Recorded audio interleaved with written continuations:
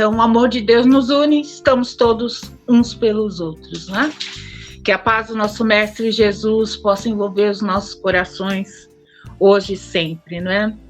Nós estamos, então, no livro Palavra de Vida Eterna, lição 35, Observemos Amando. Nós vamos para uma epígrafe de Mateus, que Emmanuel aborda, não é?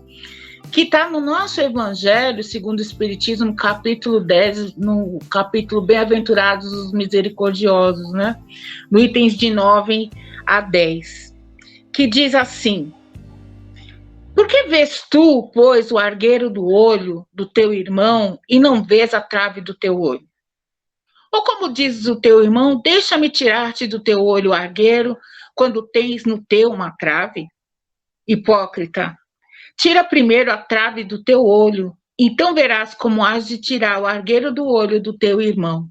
Mateus, capítulo 7, versículos, então, de 3 a 5. Emmanuel aborda da seguinte forma: habitualmente, guardamos o costume de fixar as inibições alheias com absoluto esquecimento das nossas.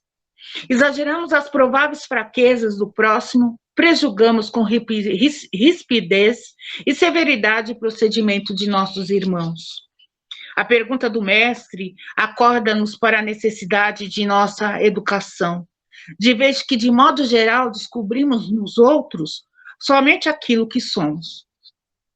A benefício de nossa edificação, recordemos a conduta do Cristo na apreciação de quantos lhe defrontavam a marcha.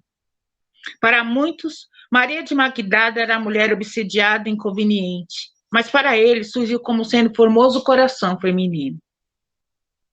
Atribulado por indizíveis angústias que compreendido e amparado, perdão, né? Tem uma puladinha, né? Mas para ele surgiu como sendo formoso coração feminino. Atribulado por indizíveis angústias que, compreendido e amparado, lhe espalharia no mundo o sol da ressurreição. No conceito da maioria, Zaqueu era usuário de mãos azinhavradas e infelizes. Para ele, no entanto, era um amigo do trabalho a quem transmitiria levantadas noções do progresso e riqueza. Aos olhos de muita gente, Simão Pedro era fraco e inconstante para ele, contudo, representava o brilhante estranhado nas sombras do preceito que fugiria à luz do Pentecostes para veicular-lhe o Evangelho. Na opinião de seu tempo, Saulo de Tarso era rígido doutor da lei mosaica, de espírito endurecido e tiranizante. Para ele, porém, era um companheiro mal conduzido que buscaria em pessoa as portas de Damasco para ajustar-lhe a doutrina. Observemos amando, porque apenas o amor puro arrancará por fim as escamas de treva dos nossos olhos, para que os outros nos apareçam na bênção de Deus, que invariavelmente trazem consigo. Graças a Deus, não é? É um exercício de fato para nós, da vida eterna, observar e amar sobretudo, não é? Jesus fazia isso de tal forma, não é? Mas dentro de todo olhar, não é, existe um questionamento, né, uma ânsia. Diz numa das passagens, né, trazida por Divaldo Pereira Franco sobre Amélia Rodrigues, que diz que Pedro com seu irmão estava a cuidar das redes, a costurar, né? Ele costurava aquelas redes porque o trabalho do pescador começa cedo, né, no alto mar. E ele ouvia muito falar de um homem, olha, eu ando vendo por aí um rabi, não é? Ele anda Nazarena e convida o povo, não é, a ser salvo, não é? Que há um reino maravilhoso. Pedro pensava, mais um a enganar o povo, este é mais um, não é? Falava para o seu irmão. E um belo dia ele vê ao longe este homem que chamava o profeta vir próximo a ele. Observava-lhe a conduta, imaginando, não é? Que queria aquele homem com tantas pessoas, por que tantas pessoas o seguiam, que motivo era aquele, né? E de uma forma ou de outra, Pedro tinha um olhar também magnético para aquele homem. Um belo dia, próximo, né, aonde Pedro ia pescar, ele aparece explana pelo longe e o profeta vê esse pescador brusco, endurecido, mas que duvidava, não é? Mas tinha um anseio no seu coração ao observá-lo. Olhou para ele e ele olha a Jesus e se sente tocado, emocionado. E quando ele está dentro dessa emoção, ele sente a aproximação de Jesus e diz: hoje eu sou o pescador de almas e vim pescar a sua. Assim Pedro, ao observar o mestre, começou a amá-lo de longe. E longe, muito longe, é o que nós estamos sendo ensinados a amar quando nós programamos a nossa vida reencarnatória para esse exato momento. Para que nos desafios cotidianos nós possamos amar a Jesus na figura do nosso irmão. E que irmão é esse difícil de nós amarmos, como diz Emmanuel, que nós ainda não tiramos a escama dos nossos olhos porque o orgulho nos impede de enaltecer as virtudes do próximo. O orgulho nos impede de reconhecer que há pessoas melhores do que nós neste mundo e que estão exercendo muito bem as suas funções. Também pelo orgulho, nós nos perdemos ao não reconhecer que muitas das vezes os nossos desafios somos nós, não é o outro. Não é o outro que nos causa dificuldade. Somos nós que causamos as dificuldades na trajetória do relacionamento. Que escama é essa do orgulho que nos impede de amar o irmão como Jesus nos deixa o seu legado? Ama a Deus, ama o próximo, consequentemente ama a si mesmo, né? Pensando nesse questionamento, Emmanuel é muito sábio, porque ele diz que nós fixamos para enaltecer a nós, né? Fixamos nas imperfeições alheias. Então, se o outro é frágil, se ele tem alguma dificuldade, não é, do espírito, física, material, nós projetamos ali o nosso bem-estar, a nossa melhor forma de se apresentar nesse planeta, não é? Como se nós estivéssemos numa vestidura, não é? Para além da imortalidade que somos nós. Nós estamos tão envoltos de nós mesmos, segundo Emmanuel, que a fraqueza no próximo é o nosso fortalecimento, quando não deveria ser. Prova disso, né, que o fortalecimento nos une, são quando os desafios são apresentados e nós percebemos com outras pessoas, né, com outros irmãos, que nós podemos caminhar juntos e que nós unimos forças para vencer aquele desafio, seja na forma como nós mesmos estamos nessa família, não é? De alimentar o próximo, de unir as nossas forças, né, o nosso alimento, tanto material como espiritual, para vencer uma dificuldade, uma fragilidade de um irmão, seja na nossa vida particular. Nós nos fortalecemos quando nós nos unimos no amor do Cristo.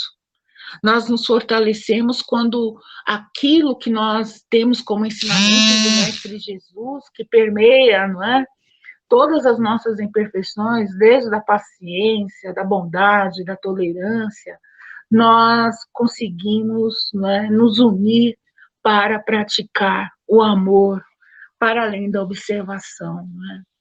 Porque de um primeiro momento, isso é bom nós lembrarmos, que não há ser sobre a terra que não observe o outro, né? Pode não ser profundamente, porque se fosse profundamente ele a amaria, né? Mas é superficialmente. Nós prejulgamos, de fato, se é uma pessoa legal, se não é uma pessoa tão legal assim, a primeira imagem é aquela que nós ficamos, e nós até repetimos aquele ditado, né, que a primeira imagem é a que fica, né? Esquecidos que às vezes não, né? Então, nós temos essa tendência ainda de querer que o outro seja mais frágil.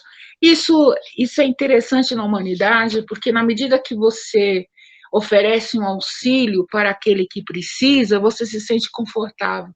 Ah, eu posso fazer porque através dessa instrumento eu posso, de fato, auxiliar o irmão, ele está tão necessitado, seja de conhecimentos, seja de amor, seja de amparo familiar, de amigo, de amizade, seja do lado material. Então eu me empolgo, né? Eu acredito que estou alimentando um veio que é uma falha.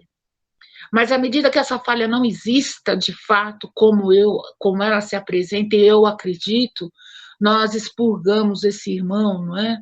Nós não queremos mais auxiliados, porque nós achamos que ele está bem, né? Aliás, quantas pessoas estão bem mesmo no mundo, mas de espírito não reconhece nem o reino de Deus, né?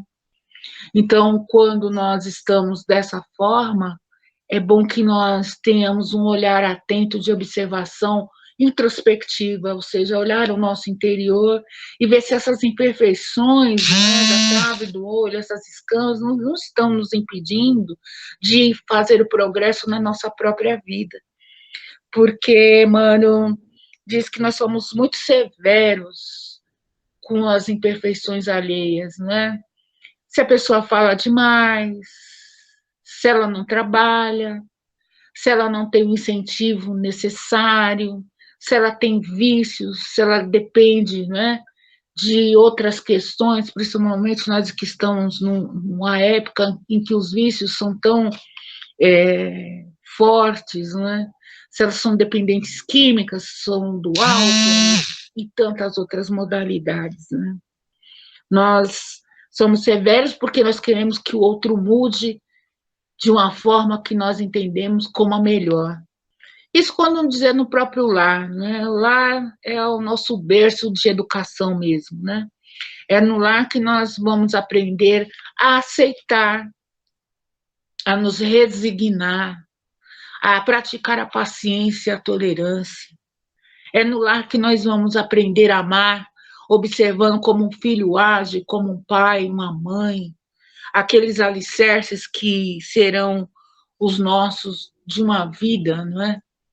São pai e mãe, são alicerces que nós escolhemos e que humildemente nos aceitaram como filhos, mesmo que talvez na prova terrena eles tenham falhado, não é? Mas quando houve o acordo, não é? Acordado, se você me aceita como filho e eu como pai, foi o sim. Nós recebemos talvez o primeiro sim da vida no plano do espírito para estarmos aqui. E quando assim reunidos na família, nós deixamos de praticar essas virtudes e queremos que o outro possa estar submetido ao que eu acredito que seja verdade, o meu melhor caminho, é aquilo que eu trilhei, a minha experiência, porque eu sei que é assim, principalmente quando nós nos relacionamos com os filhos, como nós nos relacionamos, quanto mais a pessoa mais próxima, né? Nós temos a tendência a querer, a ser severo com aquele que está à nossa volta, porque no nosso modo de ver, veja, esse modo de ver traz um caminho de felicidade, né? E não é errado, de fato, né, de 100%, porque o Evangelho diz assim, a quem muito foi dado, a muito será pedido. Mas se eu tenho muito, né, quero oferecer, e eu não tenho ainda consciência, né, do melhor do caminho, porque eu ainda não entendi por mim mesmo, então eu também não posso, de fato, ainda absorver essa responsabilidade. Então, a pergunta do mestre, não é? Como diz Emmanuel, nos acorda para a vida de agora. Por que vês o argueiro no olho do teu irmão? O irmão não tem só imperfeições, não é? Eu tenho bons amigos em quase todas as religações, né, religiosas, né, que nos unem a Deus. Eu tenho boas pessoas, né, à minha volta, pessoas que se esforçam, que têm boa vontade. Também tenho pessoas que talvez a boa vontade não seja a primeira virtude, né, a ser apresentada, talvez a última, mas que, de alguma forma, nós estamos caminhando no mesmo plano, nós estamos precisando do aprendizado, né? A pessoa, o aprendizado da boa vontade e eu esforço em compreender que aquele irmão precisa de um tempo para se igualar, porque se não fosse assim, Jesus não diria, nenhum filho fica perdido na casa do meu pai.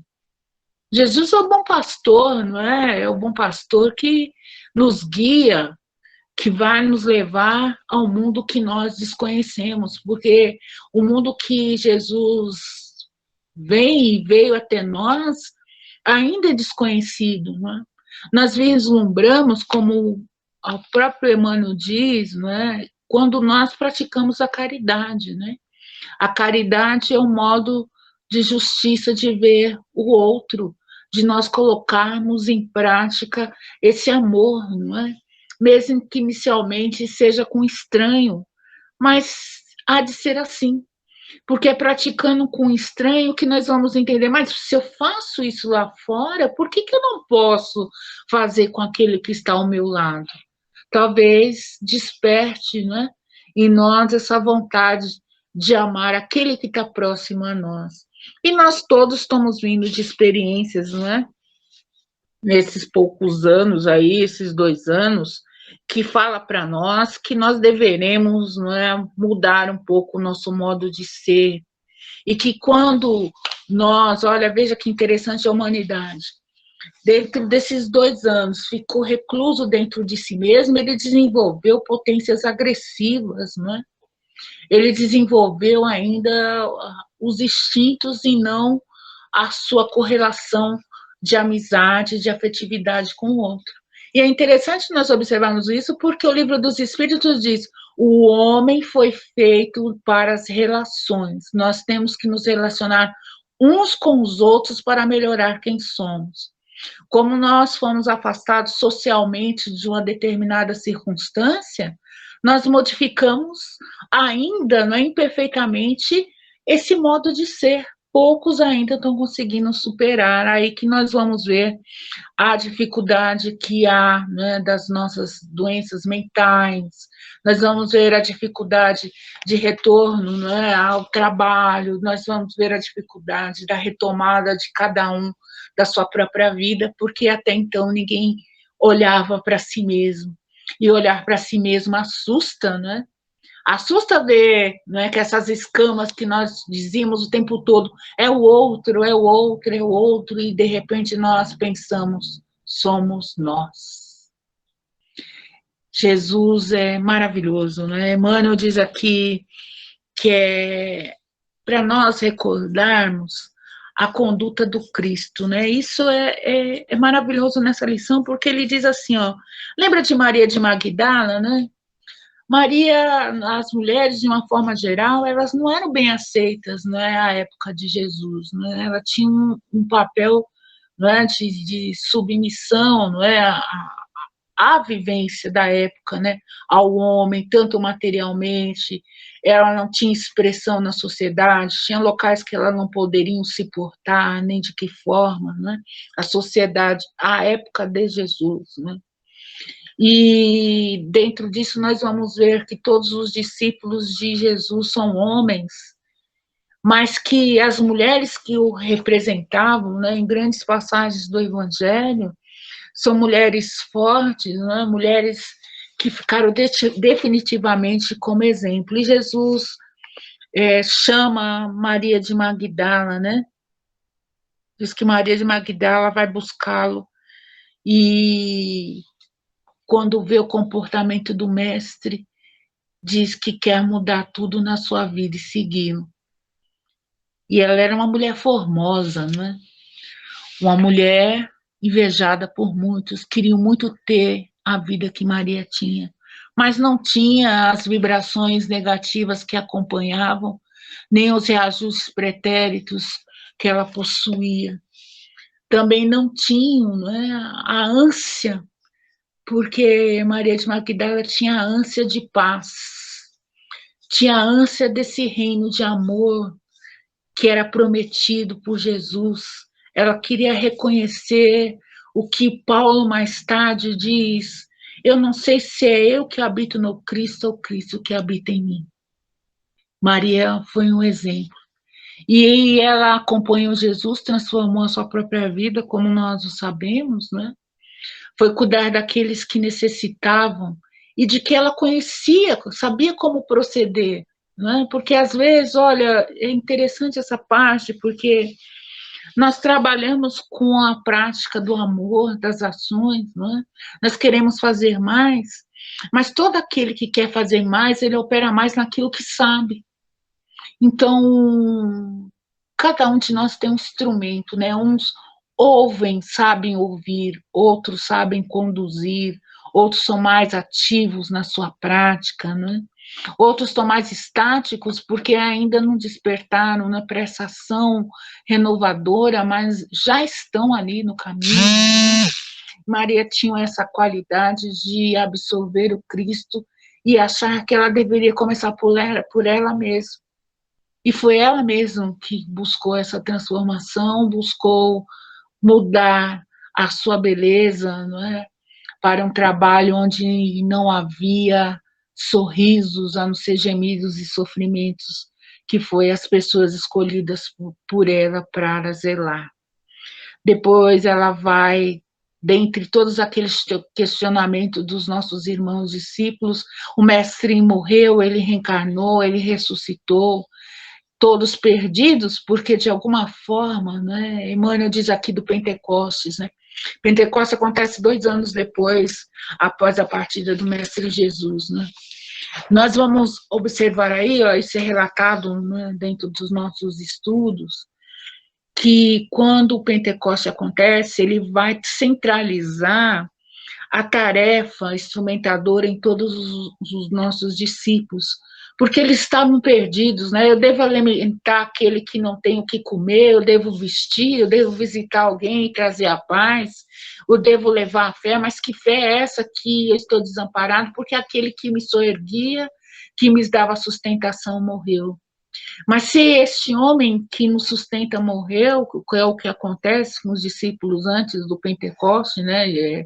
Poucos momentos antes, depois da morte do Cristo, é bom nós analisarmos que cada um tinha uma característica que muitos, o Evangelho diz que só Pedro negou, né, a Jesus, mas não foi só Pedro, nós vamos ver nas revelações que cada um trazia consigo alguma coisa que faria que o medo brotasse e que este medo poderia apontar a sua imperfeição e afastar de Jesus. Porque para Pedro ele perguntar, você conhece esse mestre? E ele diz, não, mas e esse? Mas eu sei que ele fala não por 3 vezes, mas olha que interessante, ele falar não por 3 vezes, quando muitos do povo falaram, mas eu sei quem é este homem. Todos eles conheciam quem andava com Jesus e quem os eram, não é? Então ele traz, Emmanuel, no dia de hoje, a figura dessa invigilância dos discípulos, em que Maria vai até a tumba e pensa, o que eu posso fazer por mestre, já que ele não está aqui? E ela é o único ao vê-lo ressuscitado que ele diz, não toque, eu ainda não acendi ao meu Pai. Maravilhosa, né, a passagem, né? Depois ele vai dizer aqui de Zaqueu, né? Zaqueu foi a casa escolhida por Jesus para ser visitado, né? Ele diz, ainda hoje estarei na tua casa. Um homem difícil, né? Como nós vamos ver, mas que era amigo do trabalho, ele tinha riqueza, mas tinha noções do progresso, e Jesus busca Zaqueu, como nós vamos ver, e é um exemplo para um homem transformado. Maravilhoso, né? Depois ele diz de Simão Pedro, olha que interessante falar de Simão Pedro, né? Simão Pedro, eu acho que é a figura, dentre todos os discípulos, mais próxima de nós, né? Simão Pedro tinha problema com a sogra. Me desculpe os irmãos. Me desculpem as sogras.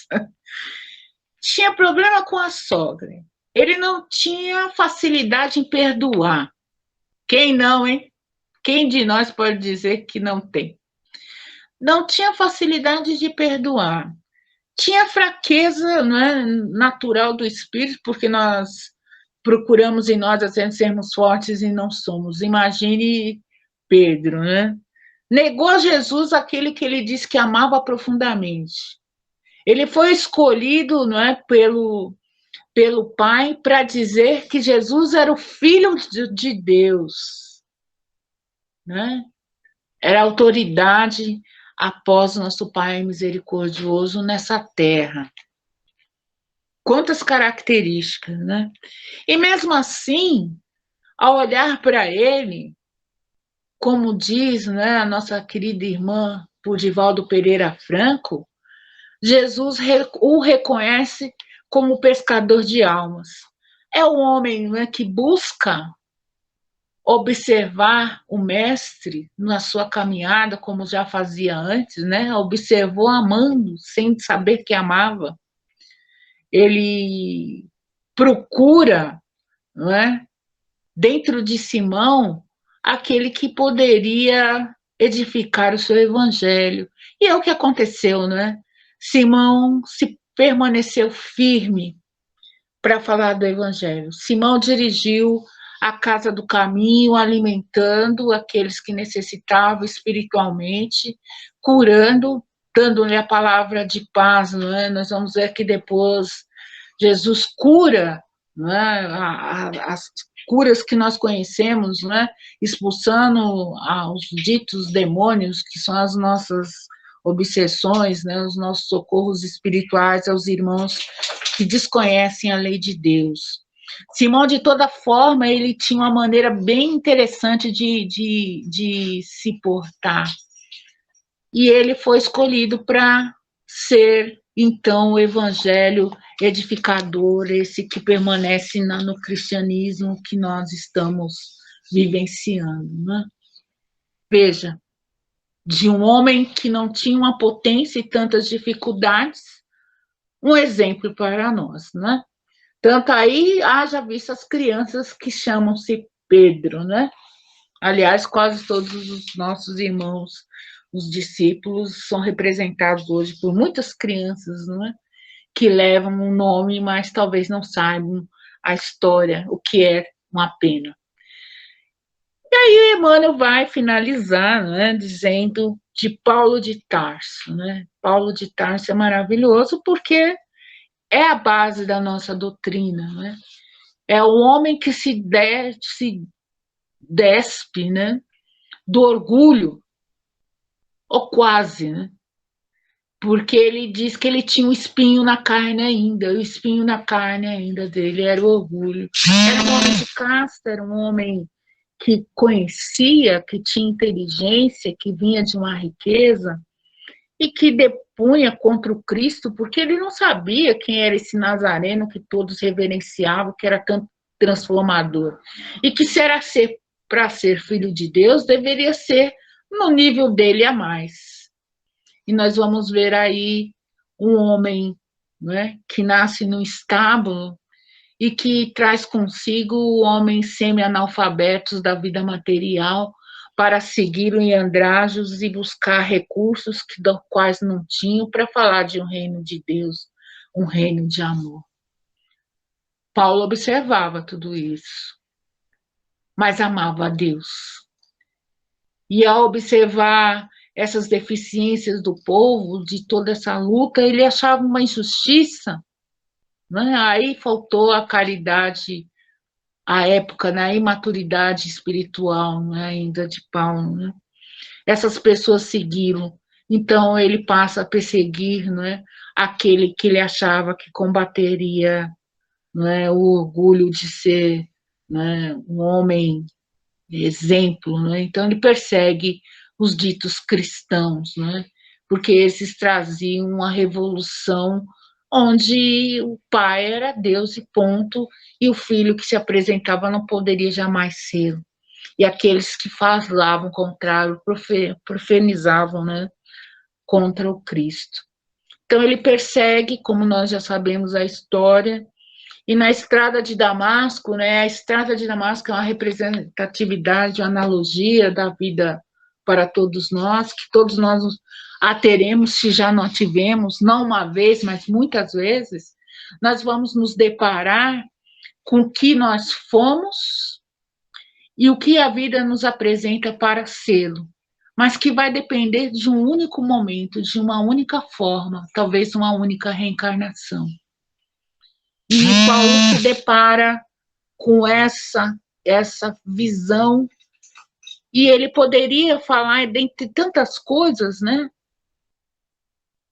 Dentro deste momento eu quero ser feliz, eu não quero que aconteça isso, mas ele tem a tomada da consciência, que é a tomada do Espírito para todos nós.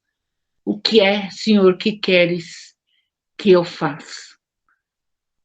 E essa pergunta de Paulo é muito apropriada ao dia de hoje, porque o Livro dos Espíritos diz que nós não deveremos levar a nossa forma de fé religiosa, a nossa religiosidade, né, de uma forma imposta, de uma forma que nós queremos que seja, para que nós não tenhamos, né, o mau cuidado com o nosso irmão, os maus tratos, né, os distratos que absolutamente nada tem a ver com amor.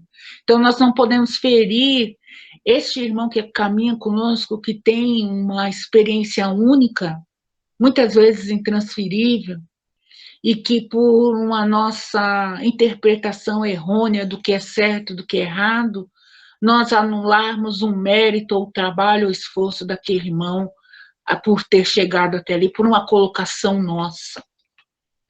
É uma predisposição que todo aprendiz, que somos todos nós, deve ter.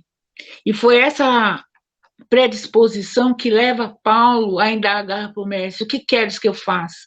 Ele não pergunta, eu vou fazer assim porque é assim que eu acredito, e se você quiser tudo bem, se não quiser problema seu, né? Não, ele fala: o que eu posso fazer? É um pensamento totalmente contrário a quem ele era. É preciso compreender, totalmente contrário àquilo que ele se propunha, mas que a consciência despertou para o entendimento e diz: o que queres, né?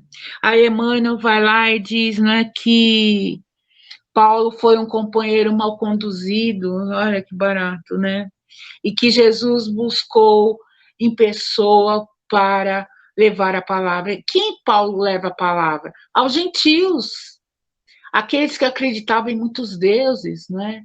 Porque quando ele faz as suas despedidas aos nossos irmãos, os discípulos, ele diz assim: não vá a Samaria. Ele não queria que os discípulos, né, fossem a Samaria, que é onde nós temos a parábola do bom samaritano, porque lá era mais complexo para aqueles irmãos orientarem, né? Ele também não queria, né, assim, não vá, né, além de Samaria, aos gentios. Não vai transformar ninguém, porque faltava que a habilidade do conhecimento, da espiritualidade, para aqueles irmãos serem orientados, né? Então, ele escolhe Paulo porque ele sabia que Paulo era um ser que buscava as criaturas. É isso que nós precisamos fazer, não é? Amando. Buscar essas criaturas que nós observamos e trazê-las e acolhê-las para o nosso lado, para que, observando que nós fazemos isso na nossa ação, do nosso cotidiano, ele também pode fazer. Olha que maravilhoso, né? Então, Emmanuel fecha que é uma beleza, que o tempo parece muito, mas a hora passa logo, né? Né, meus irmãos? Que ele diz assim: observemos amando, né? Vamos amar, aprender a amar, tirar palavras como eu não perdoo, que é impossível, mesmo que sejam brincadeiras do cotidiano, que seja porque elas ficam plasmadas à nossa volta, plasmadas com as nossas vibrações. E antes de lutar contra a adversidade do outro, nós temos que lutar contra nossas próprias adversidades. Nós precisamos nos observar. Será que nós nos observamos, nós nos amamos? Porque o amor é um reflexo, né? Amar é um reflexo do que nós temos dentro. E se eu ainda não tenho, olha que maravilha. Se for hoje o dia da minha consciência dizer que eu não tenho, despertemos e vamos buscar. Como Paulo fez, como todos deram exemplo. Se eu não tenho, se eu sou um coração ainda severo, duro, que eu não acredito, que é ainda da nossa imperfeição humana, não é? Vamos silenciar essas imperfeições e abrir os nossos olhos para além dos limites do que nós estamos vendo. Hoje vocês me veem, né? Nós não conseguimos, eu vou dizer graças a Deus, porque eu concordo com o Evangelho nessa parte, esquecimento do passado. Vocês não veem o meu passado, mas de alguma forma, hoje, nós estamos num momento muito feliz da nossa reencarnação, porque por alguns minutos nós falamos em nome do Cristo. Nós observamos que no passado nós não fizemos nada legal, mas que agora, consciente de que nós podemos ser melhor, nós temos o Cristo como bandeira e podemos olhar, olha, nosso irmão Felipe, o Diego, a Carmen, ai que legal te ver, olha que bom os meus irmãos que estão lá nos ouvindo, olha que bom que nós podemos unir a nossa força, observando uns aos outros na prática sincera da caridade. Bendita doutrina, não é? Bendito Mestre Jesus, que nos ensina a amar, já nas suas primeiras leis. Como o nosso mestre diz para nós, ame a Deus, olha que beleza, ama o próximo, mas não esquece de amar a si mesmo, porque quem se ama, ama o próximo e, sobretudo, faz a vontade de Deus. Muita paz a todos, meus irmãos.